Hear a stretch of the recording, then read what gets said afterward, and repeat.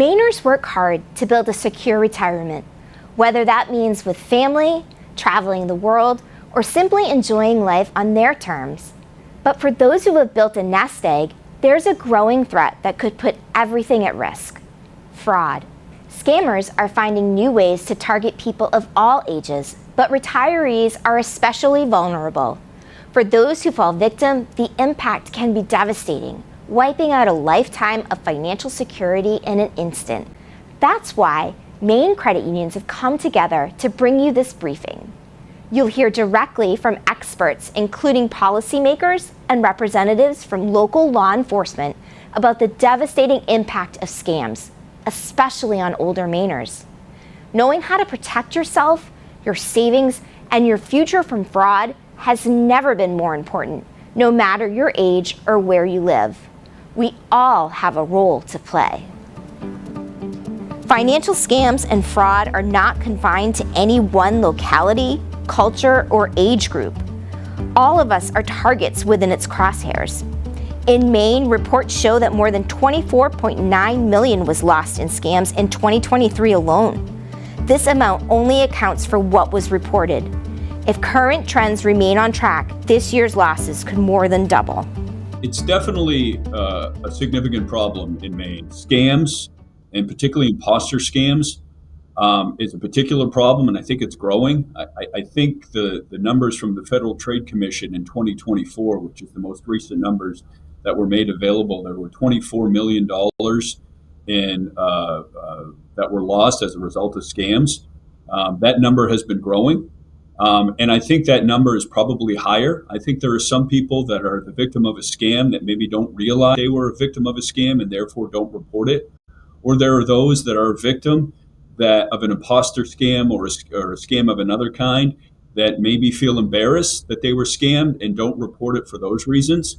So it's very serious, and unfortunately, I think it's a growing problem that is bigger than the numbers probably indicate. There is no particular demographic that we see emerging as being a more vulnerable population here in the state of Maine. What we do see is that those Mainers who are being victimized by scams are probably relating with the person over text, over email, over the internet. That is the population that we see really being harmed or being caught up in different scam activity that is costing Mainers millions and millions of dollars every single year.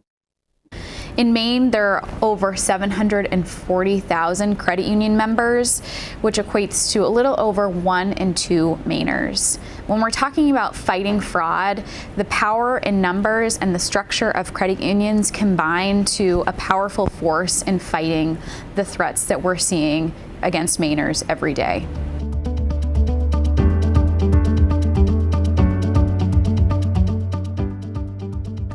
As scams become more common and financial losses continue to grow, it's crucial to stay vigilant, not just for us, but for our loved ones.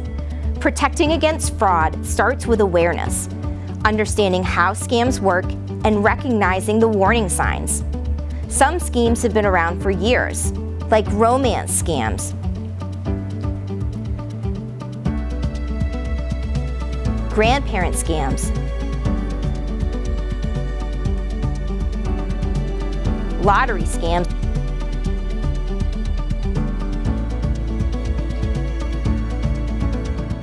and government impersonation scams.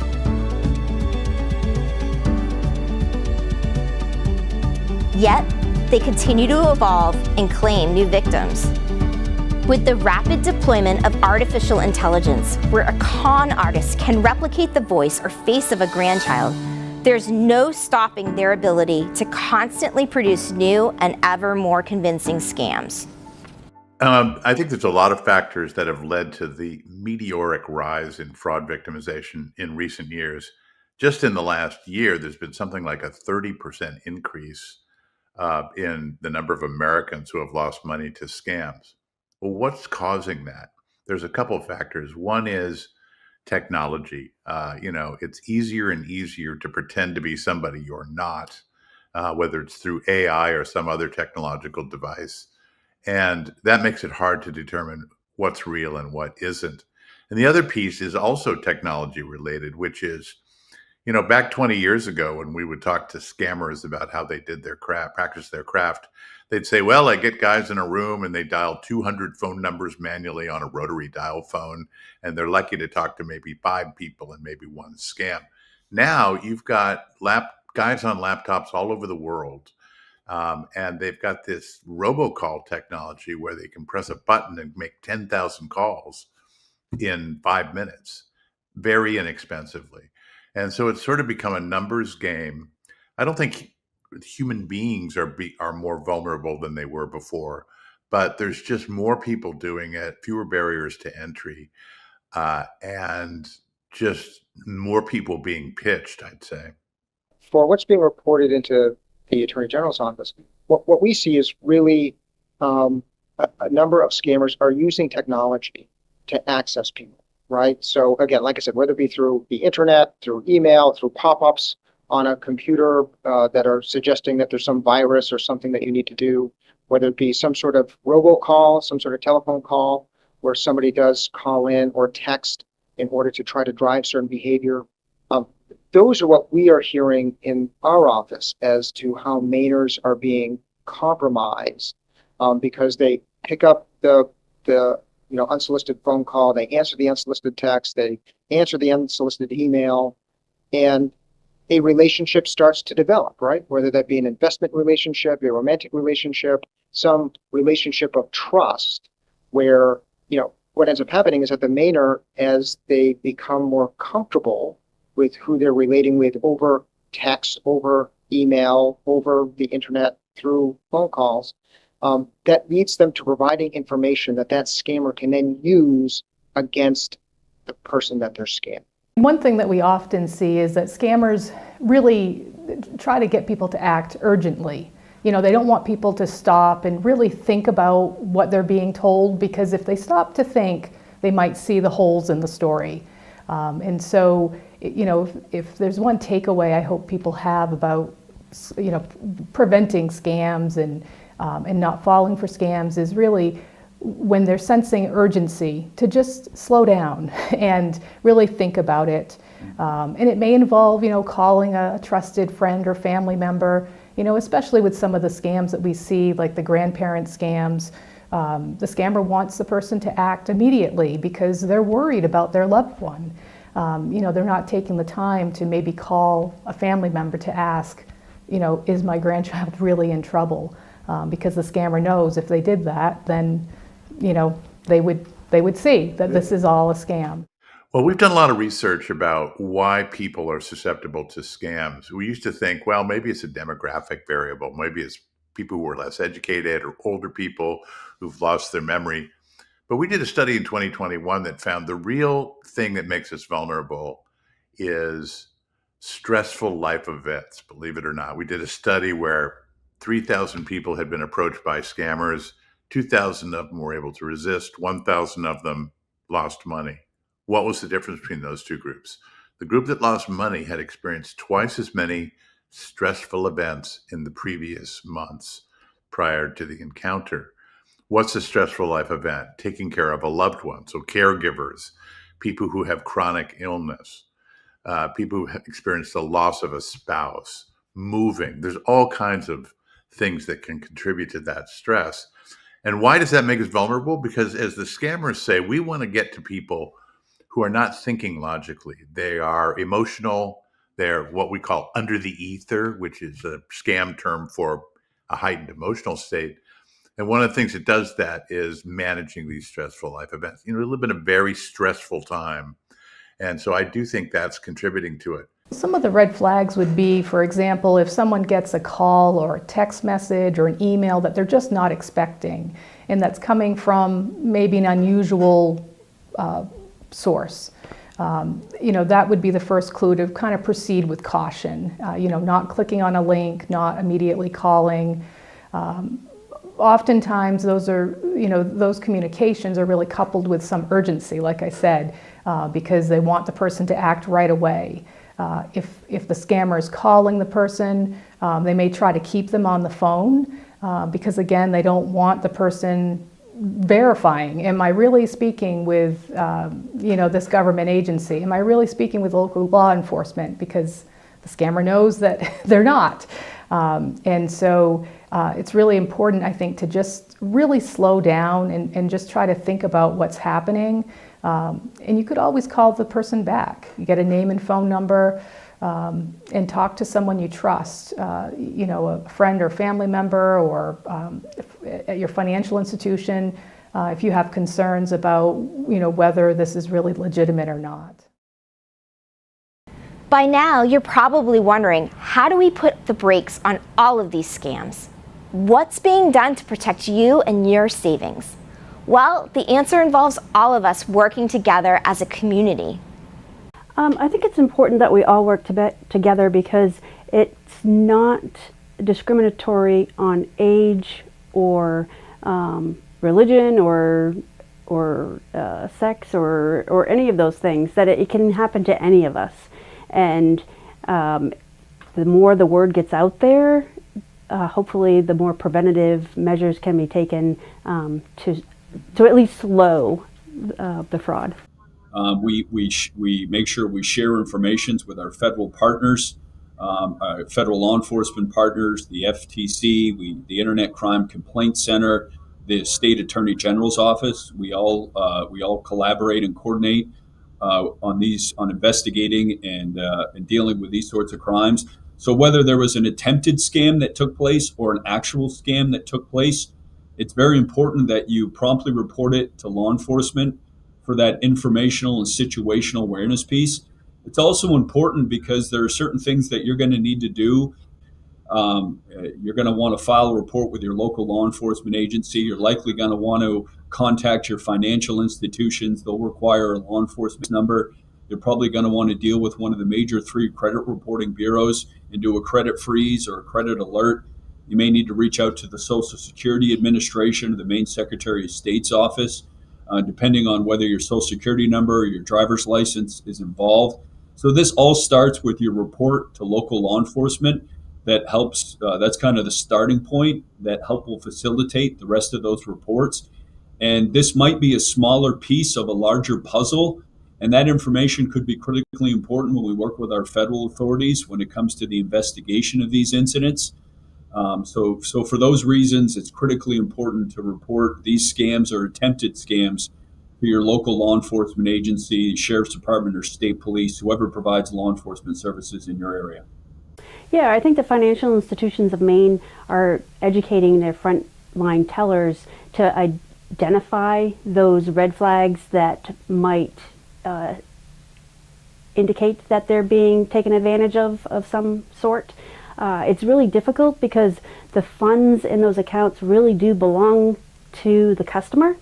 But I think they've been trained to ask those open-ended questions, hoping to get some feedback from the customer, and then being able to ask additional questions to see if they can come to a conclusion that they are being scammed rather than making a large purchase. If we do our job right, and Mainers are thinking about their vulnerability to scams and imposter fraud, then I think we can protect from more money going out of the state of Maine. But I also want to be realistic in that this is an old wine, new bottles situation, right? In which scammers have been they've been playing their targets for decades, for centuries. And so there does need to be a vigilance here in our state to make sure Mainers recognize that scams are not going away. We are seeing millions and millions of dollars flow out of state because hardworking Mainers are falling victim to what scammers are doing. And the more we can remind people that this is real, the more we can encourage reporting, the more we can keep front of mind that technology is making it easier for those who are going to scam a person to act. My hope is that knowledge will land with Mainers so that they act with appropriate caution. I think the key really is education, and so that consumers and people know really the red flags to look for. We talked about fighting the urgency to act, being careful about the caller ID and don't trust your caller ID.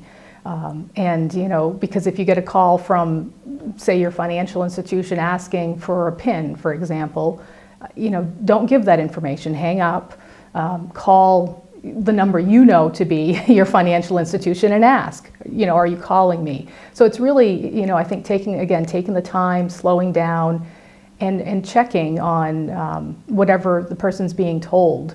Some of the scams are more sort of one-call scams where maybe they're impersonating a government entity and looking for personal information. But then there are also scams that are more prolonged. For example, romance scams. The scammer may develop a relationship with the victim over months or even years and slowly start asking for money. And I think what happens with a victim, again, they start responding emotionally, because they care about this person.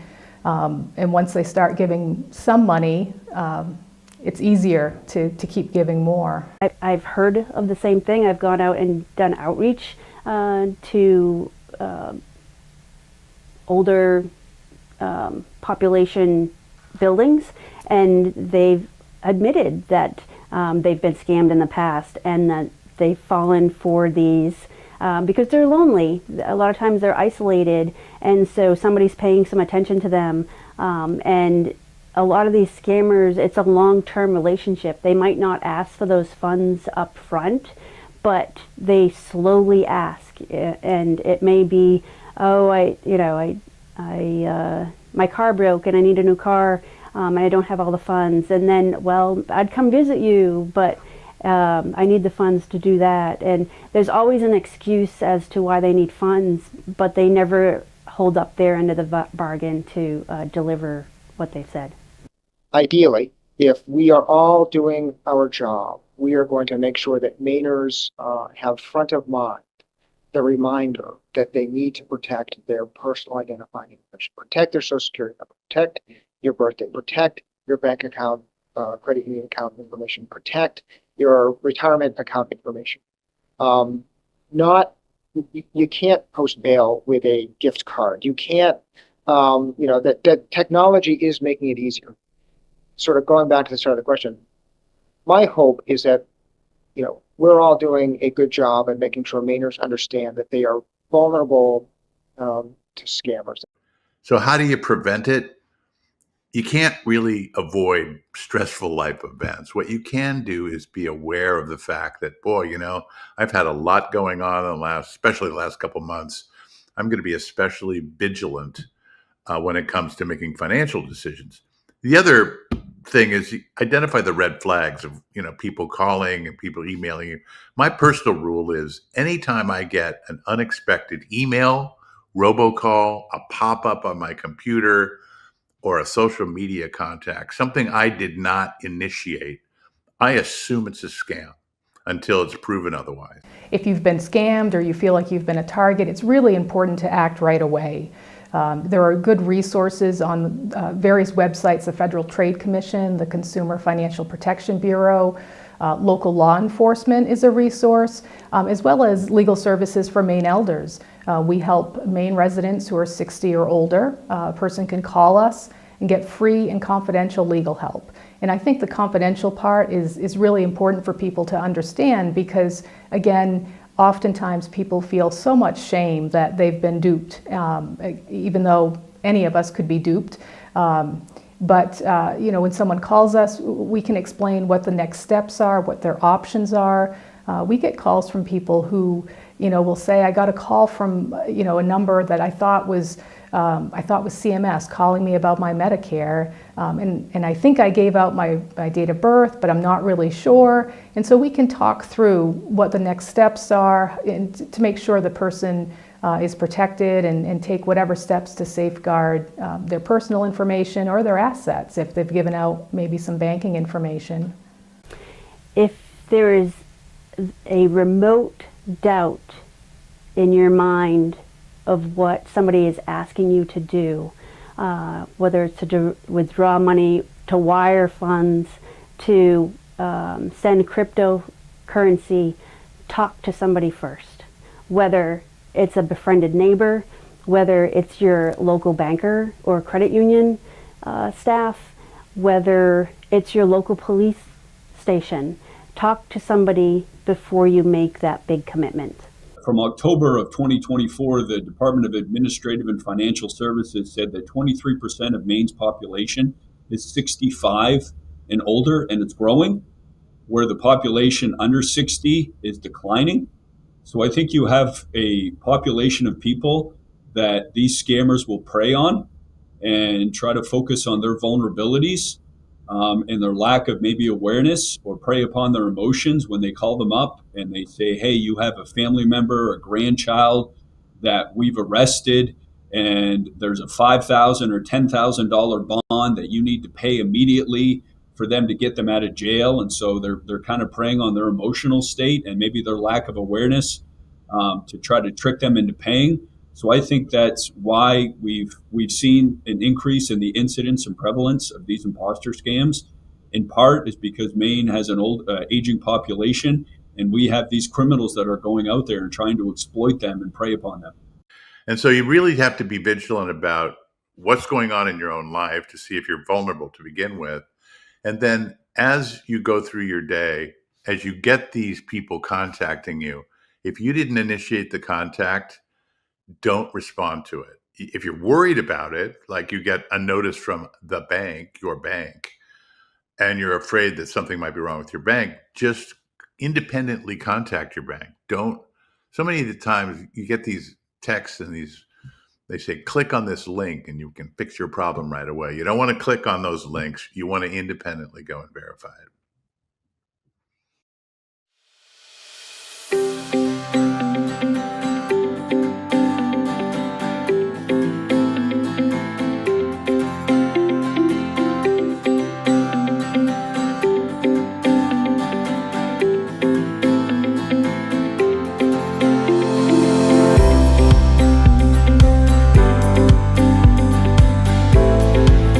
Are built on the spirit of collaboration, and through our work on preventing fraud and scams, we have taken that spirit of cooperation and moved it from our movement to the wider community in Maine. So whether that is law enforcement, whether that is our Attorney General's office, whether that is a local member who is looking for more information on how to prevent these scams, we are there to collaborate, to help, and to make sure that the end is met, and that is making sure that fraud is gone in our community.